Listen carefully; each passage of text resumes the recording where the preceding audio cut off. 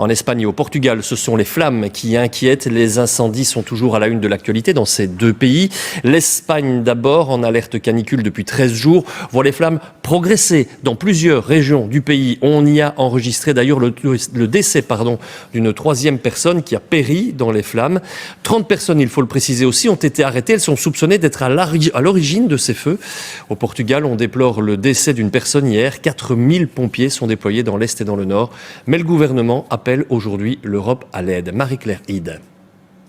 Encerclés par les flammes, ces habitants de Galice tentent d'éteindre les feux comme ils peuvent. Bassines d'eau, tuyaux, tous les moyens du bord sont utiles avant l'arrivée des pompiers. Des volontaires! Allez! On a besoin de volontaires avec de l'eau. En Espagne, la Galice est l'une des régions les plus touchées par les incendies. Des milliers de personnes ont été forcées de quitter leur maison. Je vis depuis 40 ans ici en Espagne. Je suis portugaise et je n'ai jamais rien vu de tel. Jamais dans ma vie je n'ai vu cela. Ce qui se passe actuellement, ces maisons en feu, les gens blessés.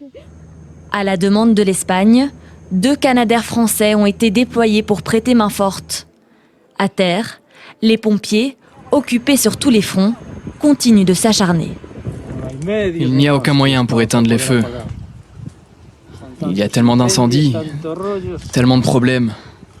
Quel désastre. Même scénario au Portugal voisin. Le pays, ravagé par les flammes, a demandé l'aide de l'Union européenne. Dans l'Est, les incendies ont déjà fait une première victime.